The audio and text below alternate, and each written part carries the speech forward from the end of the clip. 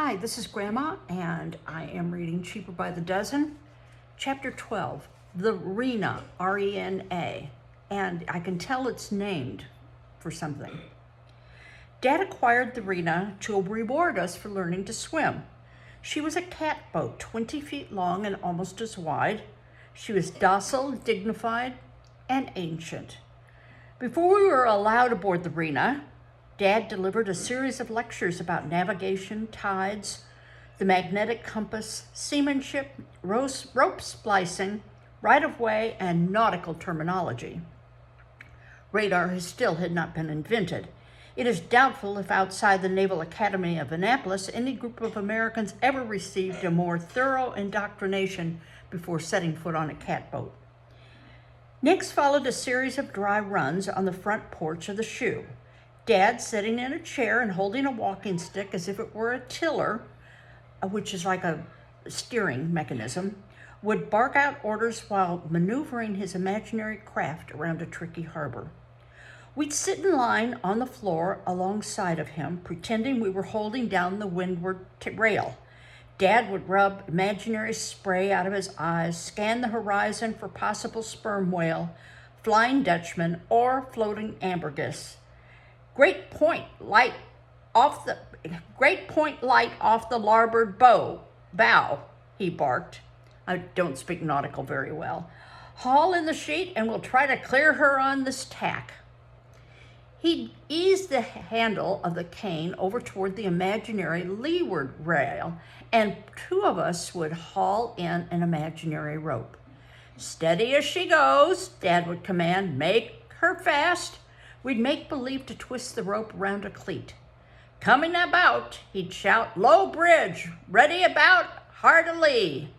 This time he'd push the cane handle all the way over toward the leeward side. We'd duck our heads and then scramble across the porch to man the opposite rail. Now we'll come up and pick up our mooring. You do that at the end of every sail. Good sailors always make the mooring on the first try. Landlubbers sometimes have to go around there 3 or 4 times before they can catch it. He'd stand up in the stern, the better to squint at the imaginary mooring. Now, let's go to your sheet, Bill. Stand by the center board, Mart. Up on the bow with the boat hook, Ann and Ernestine, and mind you, grab that mooring. Stand by the throat, Frank. Stand by the peak, Fred. We'd scurry around the porch, going through our duties until at last Dad was satisfied his new crew was ready for the high seas. Dad was never happier than when aboard the Rena. From the moment we climbed onto our dory to row out to Rena's mooring, his personality changed.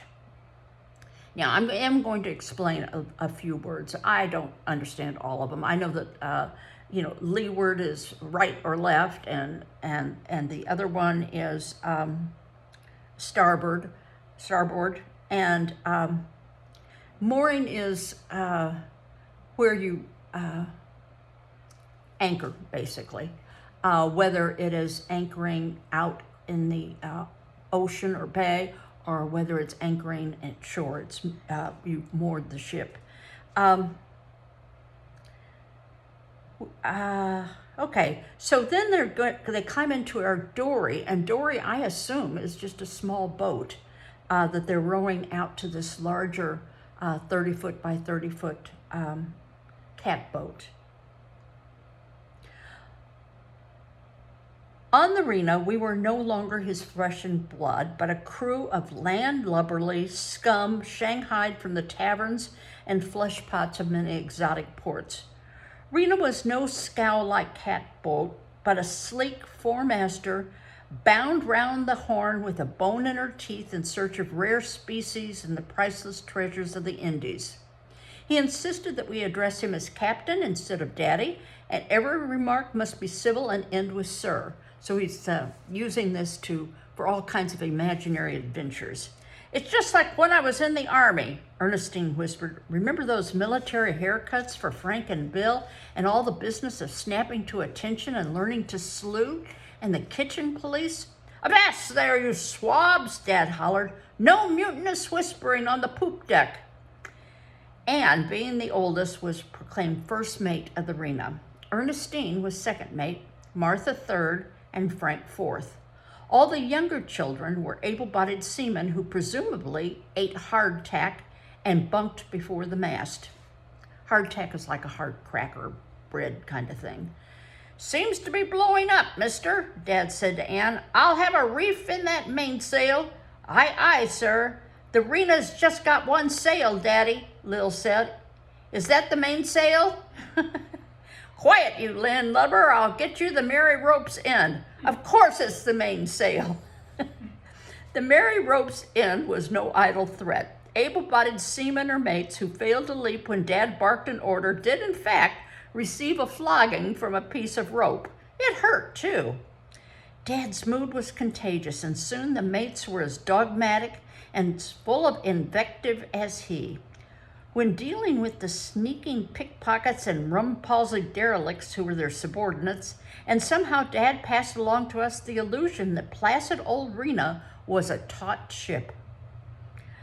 "I'll have those halyards coiled," he told Anne. "Aye, aye, sir. Come on, you swabs, look alive, or shiver my timbers if I don't keel-haul the lot of you." Sometimes without warning, Dad would start to bellow out tuneless chanties about the 15 men on a dead man's chest, and especially one that went, "He said, 'Heave her to,'" she replied, "Make it 3. If there had been any irons aboard, they would have been occupied by the fumbling landlubber or scurvy swab who forgot his duties and made Dad miss the mooring. Dad felt that to have to make a second try for the mooring was a supreme humiliation, and the fellow yachtsmen and professional sea captains all along the waterfront were splitting their sides laughing at him. He dropped the tiller, grow red in the face, and advanced rope in hand on the offender. More than once, the scurvy swab made a panic-stricken dive over the side, preferring to swim ashore, where he could cope ultimately with Dad instead of meeting a captain on ladder's own quarterdeck. On one occasion, when Dad blamed missing a mooring on general inefficiency and picked up a Mary's rope in to inflict Mary Mass punishment, the entire crew leaped simultaneously over the side in an unrehearsed abandoned ship maneuver. Only the captain remained at the helm, from which vantage point he hurled threatening reminders about the dangers of sharks and the penalties of mutiny. On that occasion, he brought Rena up to the mooring by himself without any trouble, thus proving something we had long suspected, that he really didn't need our help at all, but enjoyed teaching us and having a crew to order around. Through the years, old Rena became phlegmatic, paying no apparent attention to the bedlam which had intruded into her twilight years. She was too old a sea dog to learn new tricks. Only once, just for a second, did she display any sign of temperament. It was after a long sail. A fog had come up, and Rena was as clammy as a shower curtain. We had missed the mooring on the first go-around, and the captain was in an ugly mood.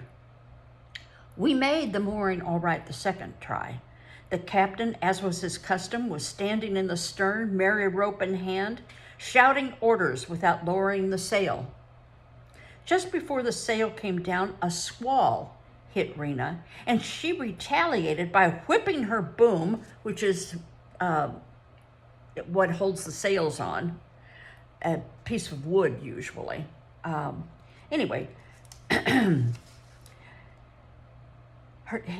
Whipping her boom savagely across the hull. The captain saw it coming, but didn't have time to duck. The boom caught him on the side of the head with a terrific clout, a blow hard enough to lift him off his feet and tumble him, stomach first, into the water. The captain didn't come up for about almost a minute. The crew, while losing little love for their captain, became frightened for their daddy. We were just about to dive in after him when a pair of feet emerged from the water and the toes wiggled. We knew everything was all right then. The feet disappeared, and a few moments later, Dad came up head first. His nose was bleeding, but he was grinning, and didn't forget to spit the fine streams of water through his front teeth. The bird they call the elephant, he whispered weakly, and he was Dad then. But not for long. As soon as his head cleared and his strength came back, he was the captain again. All right, you red lobsters, avast there, he bellowed. Throw your captain a line and help haul me aboard, or shiver my timbers, I'll take a belaying pin to the swab who lowered that boom on me. Well, now there was a lot of vocabulary words in that we didn't understand. But I think we still got the gist of what was happening without looking up every single word. Obviously the boom was that wood piece, and the sail is attached to it, and it moves so that it can catch the wind to go in one direction or another. So that was a pretty important piece of vocabulary, nautical vocabulary to know. I'm going to continue reading for a little bit into chapter 13 because chapter 13 is exceptionally long. Have you seen the latest model? It was an off year that didn't bring a new Gilbreth baby. Both Dad and Mother wanted a large family, and if it was Dad who set the actual target of even dozen, Mother had readily agreed. Dad mentioned the dozen figure for the first time on their wedding day. They had just boarded a train at Oakland, California after the ceremony, and Mother was trying to appear blasé, as if she'd been married for years. She might have gotten away with it, too, if Dad had not stage whispered when she took off her hat prior to sitting down. Good Lord, woman, why didn't you tell me your hair was red? The heads of leering, winking passengers craned around Mother, slid into the seat, and wiggled into a corner where she tried to hide behind a magazine. Dad sat down next to her. He didn't say anything more until the train got underway and they could talk without being heard throughout the car. I shouldn't have done that, he whispered. It's just, I'm so proud of you. I want everyone to look at you and to know you're my wife. That's all right, dear. I'm glad you're proud of me.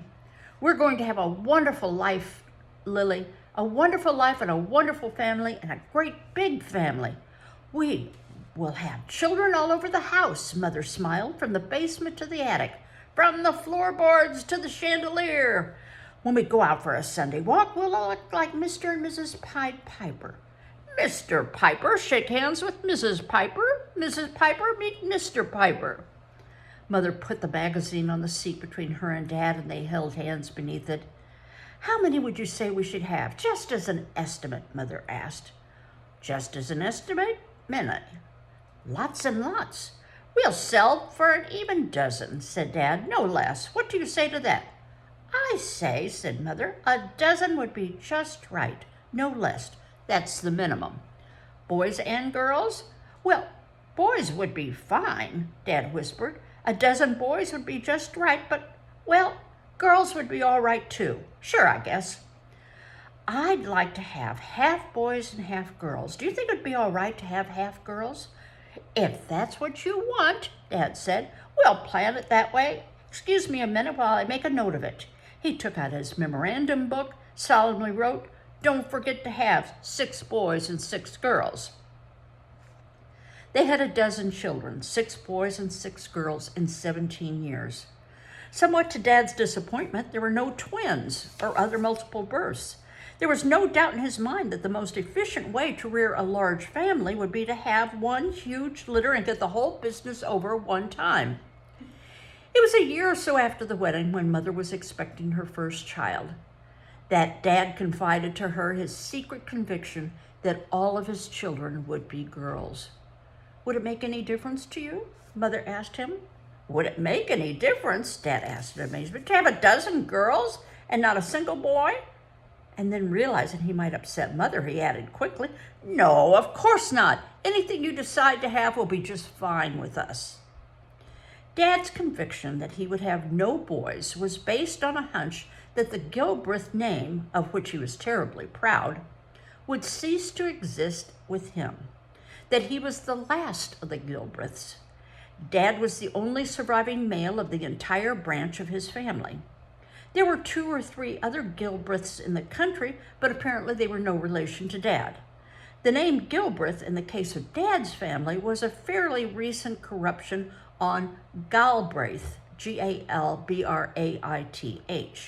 A clerk of court in a small town in Maine had misspelled Galbraith on some legal document, and it had proved easier for Dad's grandfather to change his name to Gilbreth, which was how the clerk had spelled it, and than it was to change that document.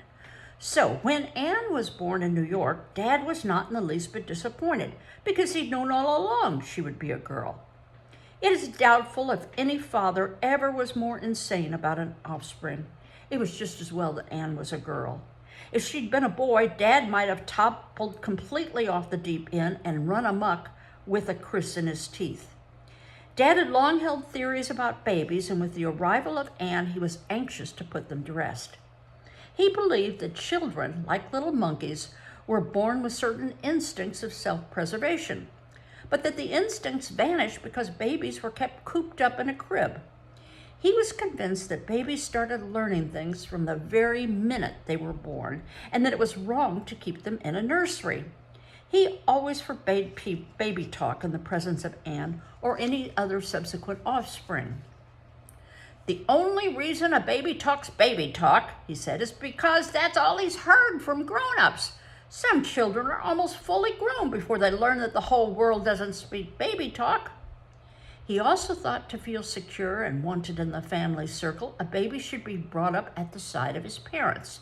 He put Anne's bassinet on a desk in his and Mother's bedroom and talked to her as if she were an adult about concrete and his new houseboat and the efficiency and all the little sisters she was going to have. The German nurse whom Dad had employed was scornful. "Why, she can't understand a thing you say," the nurse told Dad. "How do you know?" Dad demanded. "And I wish you'd speak German like I told you to when you talk in front of the baby. I want her to learn that language." "What does a 2-week-old baby know about German?" said the nurse, shaking her head. "Never mind that," Dad replied. "I hired you because you speak German, and I want you to speak it." He picked up Anne, held her on his shoulder. "Hang on there, baby. Imagine you are a little monkey in a tree in the jungle. Hang on to save your life." "Mine now," said the nurse. She can't hang on to anything. She's only 2 weeks old. You'll drop her. Mine now." "Oh, I'm minding," Dad said irritably. "Of course she can't hang on the way you and her mother coddle her and repress all her natural instincts. Show the nurse how you can hang on, Anne, baby." Anne couldn't. Instead, she spit up some milk on Dad's shoulder. "Now, is that any way to behave?" he asked her. "I'm surprised at you. But that's all right, honey. I know it's not your fault. It's the way you've been swaddled up around here. It's enough to turn anybody's stomach." "You'd better give her to me for a while," Mother said. "That's enough exercise for one day." A week later, Dad talked Mother into letting him see whether new babies were born with a natural instinct to swim. "When you throw little monkeys into a river, they just automatically swim. That's the way monkey mothers teach their young. I'll try Anne in the bathtub. I won't let anything happen to her." "Are you crazy or something?" the nurse shouted.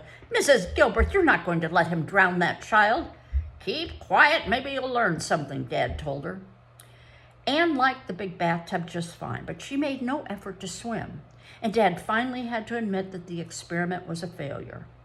"Now, if it had been a boy," she said darkly to the nurse when the mother was out of hearing. The desk on which Anne's bassinet rested was within reach of the bed and was piled high with notes, Iron Age magazines, and the galley proofs of a book Dad had just written on reinforced concrete. Mother utilized the unavoidable delay of her confinement to read the proofs. At night, when the light was out, Dad would reach over into the bassinet and stroke the baby's head.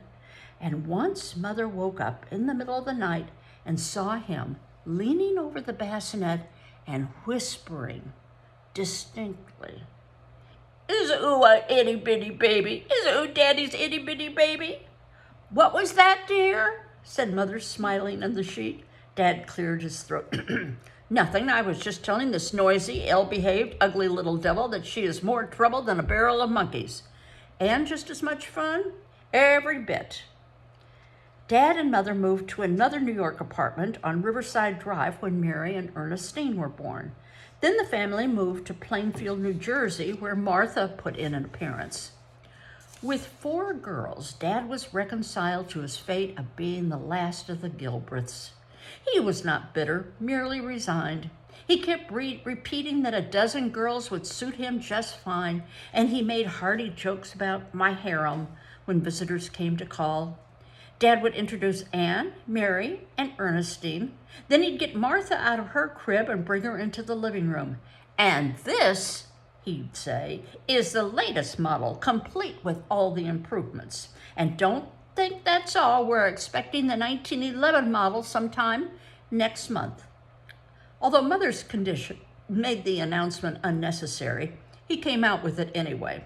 He never understood why this embarrassed Mother.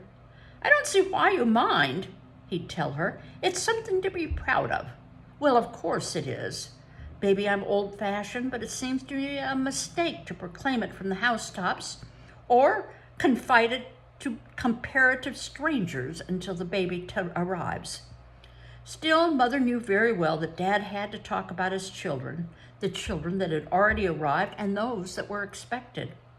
In spite of Mother's protests, Dad decided that the 5th child would be named for her. Mother didn't like the name Lillian and had refused to pass the name along to any of the first 4 girls. "No nonsense now," Dad said. "We're running low on names. This one is going to be named for you. Whether you like it or not, I want a little Lillian. But it could be a boy, you know."